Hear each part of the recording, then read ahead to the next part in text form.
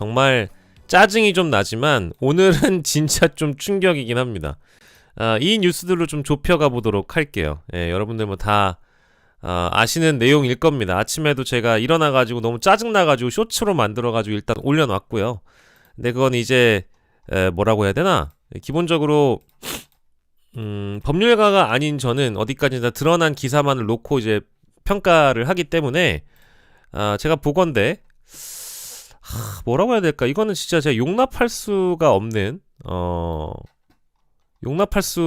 수준의 보도입니다.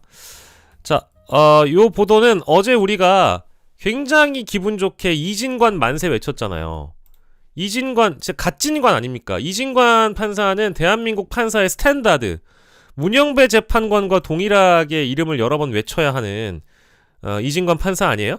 근데 이진관 판사가 이 이하상, 권우현 변호사들에 대해서 법정질서 위반으로 서울구치소에 15일 감치 선고를 내렸어요. 감치 재판은 본재판 끝나고 또 따로 열리기 때문에 거기에 대해서는 우리가 어제 잠시 행복했죠. 어제 저녁까지도 굉장히 행복했습니다. 아니 나는 정말 이거는 정말 내 평생 가장 청량감 있는 뉴스 한 5개 중에 하나로 꼽힐 수 있어요. 왜냐면 지금 이 올해 워낙에 답답했기 때문에 윤석열 파면과 이재명 대통령 당선 이런 거 정말 우리에게는 하나의 그 콜라 같은 소식 아닙니까? 근데 이거는 뭐야? 어제 밤에 자고 일어났더니만 이런 일이 이제 벌어져 있던 거예요.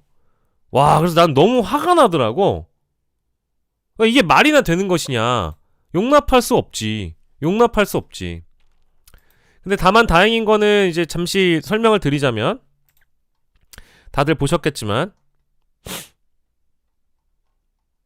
법정질서 위반으로 이 감치를 선고했지만 서울구치소 쪽에서 집행이 곤란하다고 판단해서 석방을 명한 겁니다. 예, 감치는 법정질서를 위반한 사람에 대해서 재판장의 명령에 따라 교도소, 구치소 등에 일정 기간 가두는 것을 의미한다. 원래는 이제 그 법원이나 검찰 내부에 인치 공간, 구인 공간이 따로 있기 때문에 어제 김용현 재판에 들어와가지고 깽판을 치길래 바로 나가라고 했죠. 그래서 이 이 대기 공간에서 감치 판결을 기다리고 있었어요. 이 두 변호사가. 그리고 어제 늦은 저녁에 감치 결정이 내려졌죠. 근데 이 사람들이 뭐라고 했느냐?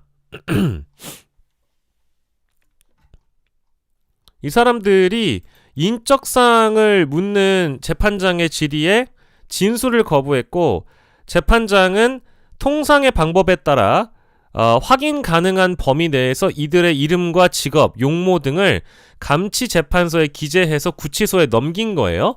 근데 서울구치소가 이들의 인적사항이 특정되지 않았다라면서 수용을 거부했고 이에 재판부는 집행이 곤란하다고 판단해 감치재판 집행 명령을 정지하고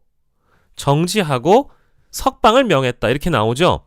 그래서 이거는 이제 다른 법조인분들에게 제가 오늘 아침에도 다른 분들에게 몇 번 여쭤봤는데 이게 뭐 입법의 허점도 분명히 있겠지만 일단은 구치소 쪽에서 소극적으로 행정한 것도 분명히 있는 것 같아요.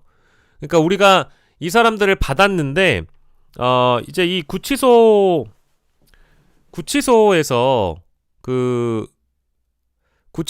우리가 이 사람들을 받았다가 혹시나 또 깽판 치고 우리가 책임질 일이 있을까봐 원래 통상적인 인적사항의 그 기준, 예를 들면 인적사항이라고 한다는 거는 우리가 사는 곳, 직업, 이름, 주민번호, 뭐 신분 이런 것들 쭉 쓰잖아요. 근데 재판부에서는 여기 통상의 기준에 통상의 방법에 따라 확인 가능한 범위 내에서 이름과 용모 이런 것들을 감치 재판서 기록에다가 기재해서 넘겼는데 이거는 구치소의 소극 행정이 분명히 있었던 것 같고요. 그리고 두 번째로는 그 우리 고구마 작가님이 말씀해 주신 것처럼 법안의 미비, 좀 더 강제성을 부여할 수 있게끔 법안을 다듬을 필요가 있겠다 이런 생각이 들고요. 차제에. 아니 감치도 못하게 하면 어떡해.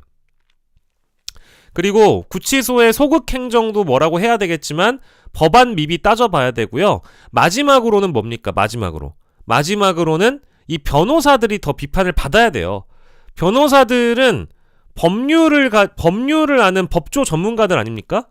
법률 전문가들이잖아요. 근데 그 법률을 알고 있기 때문에 이런 식으로 깽판을 부린 건지 어떤 건지는 모르겠지만 우리 법을 우습게 보는 거예요. 변호사들이 법을 우습게 봐서야 되겠습니까? 그러니까 이런 차원에서는 변호사들을 당연히 비판해야죠. 그러니까 오늘 우리가 이제 꼽을 만한 포인트는 총 3가지죠.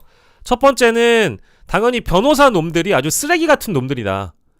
이 변호사 이름은 우리가 알고 갑시다. 예, 이하상 권우현. 첫 번째, 이하상 권우현 변호사. 이 두 사람이 내가 보기에는 이 사람들은 그냥 뭐 변호인이라고 보기에는 좀 그렇고요. 난 변호인이라고 보기도 어려운 것 같아. 이 사람들 뭐라고 해야 돼? 그냥 법조 깽판 재판정을 깽판 놓는 우리나라 법을 아주 우습게 하는 법률을 무시하는 사람들이죠. 법꾸라지들이란 표현도 쓰지만 뭐 프로 깽판러 이런 얘기를 또 박수진 님이 주셔서 프로 깽판러라고 불러도 될 정도로 원래 깽판을 너무 많이 치고 있는 인간들이에요.